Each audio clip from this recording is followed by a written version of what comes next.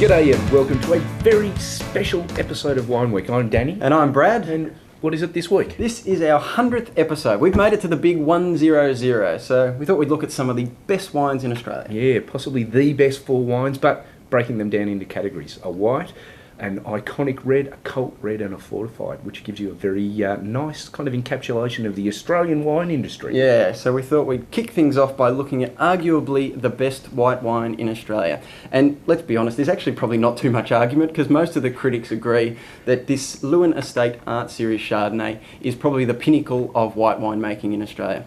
They've been making this for years and years and years, and it is remarkably consistent in the quality it produces.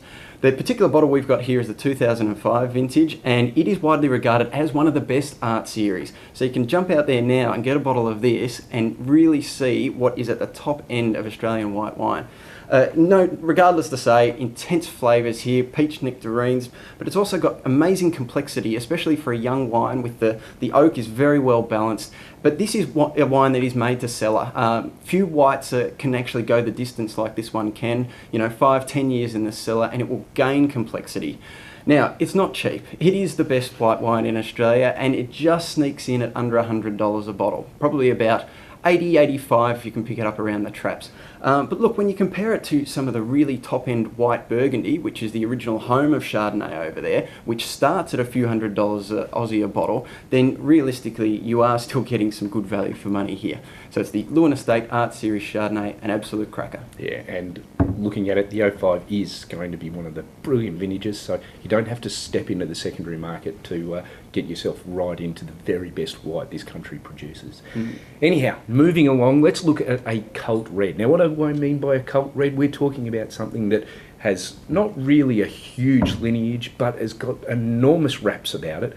This is the Torbreck Runrig. Now, why is it so sought after? Why is it 200 plus a bottle? Well, part of the reason of that is Robert Parker, without a doubt. Let's face it. He gives 96 to 100 points on a wine and all of a sudden the prices on them skyrocket. But having said that, let's face it, this is a remarkably good wine. Year after year it churns out stuff that I just adore and wish I could fill my cellar with. This is a velvet sledgehammer. It is huge, powerful, so massive up front, but at the same time it has complexity and finesse to it, which some of the other Robert Parker wines for me just don't have. It is like, let's say a gold brick wrapped in velvet smashed into your mouth, and it's brilliant. It's an experience that everybody should try at some stage. We're talking about $200 plus, and maybe the current vintage isn't the absolute best, but secondary market on these is very similar to what you'll find for the current release. So if you're searching for one of those absolute best run rigs, hook out, grab them now, or wait just a few months and grab the 06, because the 06 is just shaping up beautifully from all reports. Anyhow, that's the run rig. Awesome. Yeah, and look, it is a Barossa Valley Shiraz, and they put just a little splash of viognier in there as well, just to give it a bit more complexity and add some extra notes to it. It's really yummy stuff. Now I'm going to look at possibly Australia's, well, it's not possibly, it is Australia's icon wine. This is Penfolds Grange. No lineup of looking at the best wines in Australia would be complete without looking at Penfolds Grange, and rightly so. Look, Max Schubert originally started putting together the initial vintages of Grange back in the 1950s, and it was very much an underground experiment at that stage because no one else was really making red table wines quite like it. And it took a while to catch on, but all of a sudden, skip ahead 50 plus years and you're looking at a wine that is known the world over, and rightly so. Penfolds put a lot of effort into making this wine every single vintage. They sourced the absolute best parcels of Shiraz fruit from around the Barossa and a little bit further afield as well. And look, even in some vintages they add in a little splash of Cabernet. For example, this is the 2003 we've got here. It's just got, a couple of % of Cabernet in there as well, just to add extra complexity as well. Now, this is a wine that is built for the long haul. If you actually open up this 2003 right now, which is generally regarded as a pretty good result for a tough vintage, it's probably a little bit muscular, a little bit angular, and the oak probably sticks out a little bit.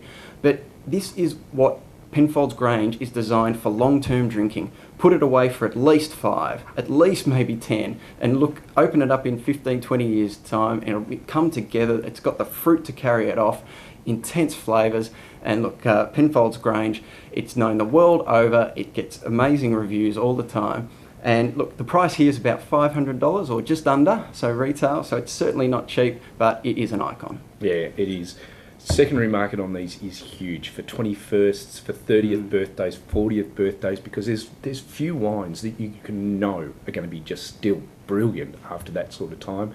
And look, the 1951 last year, there was one of them sold at auction, $50,000 plus. So look, that's a fair bit of pocket money for you and I. Let's just stick to $500. That's pretty good for me. Yeah, that's right. Now, moving up from $500 to $1,000 a bottle. Jeez, Didn't think we could do that. A big step. This is the All Saints Museum Muscat. Now, why is it so expensive?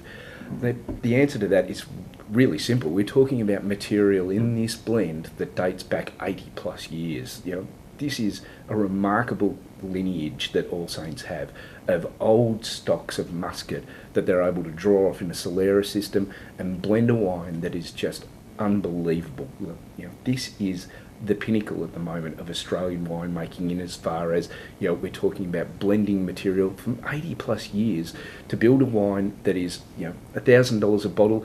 And if you were to probably add it all up yourself, the cost of keeping it all of those years, you're probably going to be looking at $10,000 plus if you were to just you know, stick it in front of an accountant. So $1,000 might actually be considered a bargain for this wine. Look, the notes you're going to get out of it: chocolate, leather, plum pudding, spice, this sort of stuff. And you know, it comes out like maybe old engine oil. It doesn't taste anything like old engine oil, but it's beautiful, thick, almost treacly. But you know, still with some of the younger material blended in there, it's still bright and fresh. It comes beautifully packaged. $1,000 a bottle for that isn't bad at all. Yeah, look, we were lucky enough to have a sample of this during the week, and it absolutely coats your mouth. And after you've swallowed it, you can still taste it a few minutes later. Yeah, it's minutes an amazing and wine. minutes and minutes later, it's just unbelievable, this. If you've got the money, grab hold of it, but there's only 500 bottles of this that are going to be made for worldwide. 200 for us in Australia. The rest of you can fight them out, you know, amongst yourselves. Yeah, so look, that's our take on 4 of the best wines that Australia produces to celebrate getting to 100 episodes. Yes, and look, 101 next week. We'll be kicking off. They won't be anywhere near as expensive as this, but we'll see you all again next week. I'll see you next week.